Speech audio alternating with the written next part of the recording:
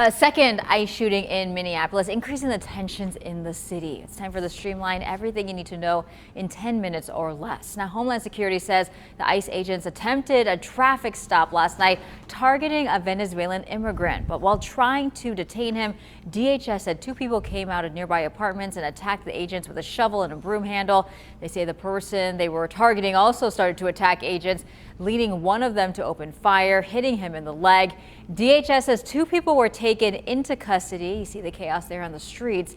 Deputy U.S. Attorney General Todd Blanche is putting the blame on Minnesota leadership. He says Governor Tim Walz and Minneapolis Mayor Jacob Frey are encouraging the violence, but the mayor says the immigration agents are the ones causing the chaos. We have ICE agents throughout our city and throughout our state who, along with Border Control, are creating chaos. This is not creating safety. And that is Mayor Frey. The state of Minnesota has asked a federal judge to stop ICE operations in the city following the deadly ICE shooting that killed Renee Good a week ago. The judge is giving more time for the Trump administration to respond.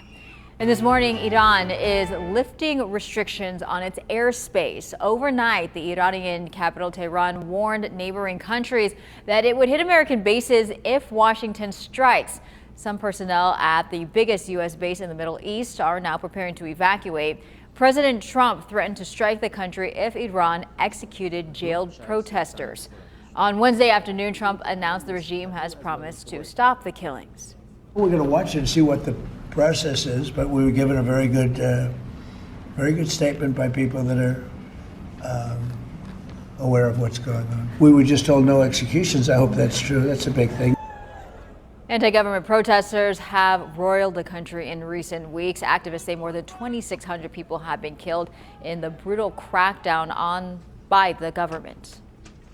So the Trump administration is threatening to withhold federal funding from the state of California and the county of San Diego for being what they define as sanctuary jurisdictions. When I reached out to the governor's office for comment, they said, and I quote, "Please pray for the president as he struggles with cognitive decline. He already forgot he tried before multiple times and we sued him and won." Yep. That's what they said. So I reached out to the Department of Justice for a response to the governor's comment. They didn't get back to me before this video. All of that aside, the term sanctuary jurisdiction isn't really a thing. It's more of a tool that both sides of the debate use in different ways. Here's a good example. Back in November of 2024, San Diego Mayor Todd Gloria's office said in a text, "We don't like that term, sanctuary city, because it's meaningless. We do not use law enforcement resources on immigration enforcement." They also said it had always been that way. Often an argument from local governments who end up on this federally created list is that it's not the job of local law enforcement to enforce federal immigration laws. The DOJ, on the other hand, says that any local government who has policies in place that materially prohibit enforcement of immigration authorities will be put on this list. There are about 9 different ways that the DOJ determines this. Number 4 caught my eye. Funding restrictions are cities, states, or counties that prohibit local funds or resources from being used to support federal immigration enforcement efforts, which really gets at the crux of this disagreement. Should local resources go towards upholding federal immigration policies? Well, I can tell you what our local sheriff thinks. Here's what she had to say in a prior interview.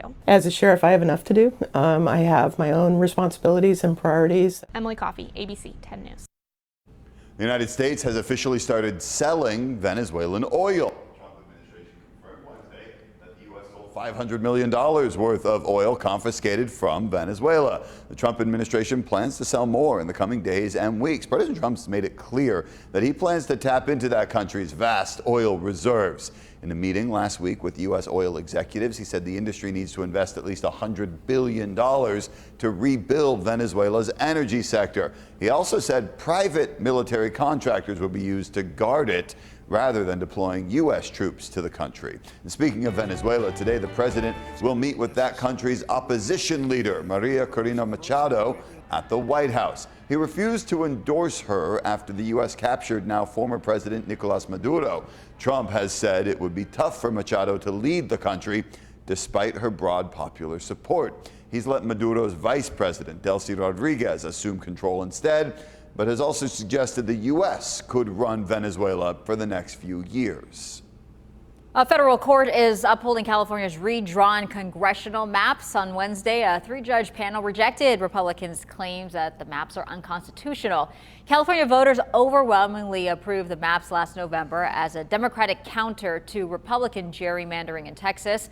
The California Republican Party sued, claiming that the maps are an illegal racial gerrymander.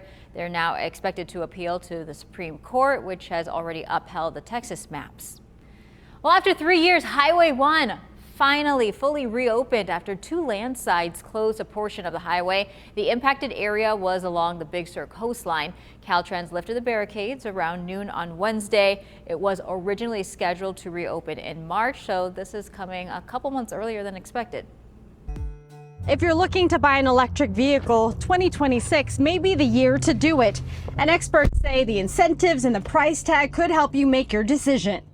Electric vehicles are taking center stage at car shows across the country as more and more people look to trading cars that rely on gas for those powered by electricity. According to the Kelley Blue Book, electrical vehicles made up 10.5% of all new cars sold in America in the third quarter of 2025. And experts say this year drivers will be able to cash in on more deals for electric vehicles as many EVs are coming off leases in 2026, which means they'll end up at places like the National City Auto Center that sells used cars. They're pretty popular. We're selling them. When we get them, they don't last very long. General Manager Carl Albright says the biggest selling point, the cost. Take, for example, a Model Y Tesla. He says customers can get a used version of that car for about half the price. You can get a brand new Model Y for, what, 60, 70,000. You can get a used one for 29, 30,000. And there are also incentives drivers of electric vehicles can qualify for.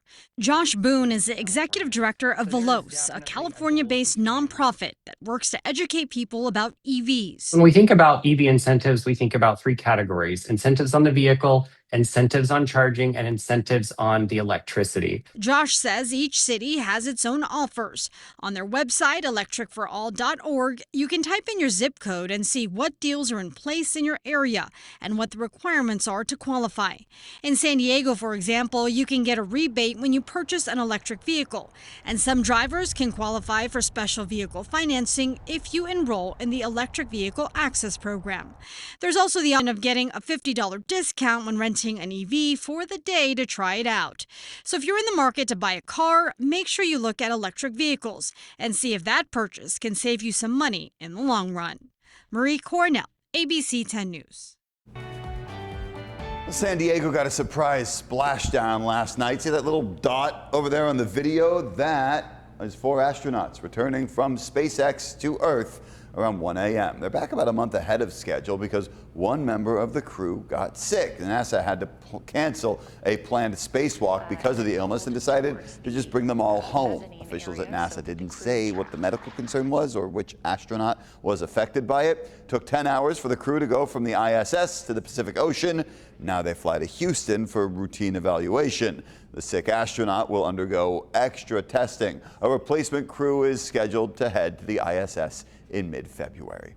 That's your ABC 10 News Streamline. Everything you need to know today in under 10 minutes.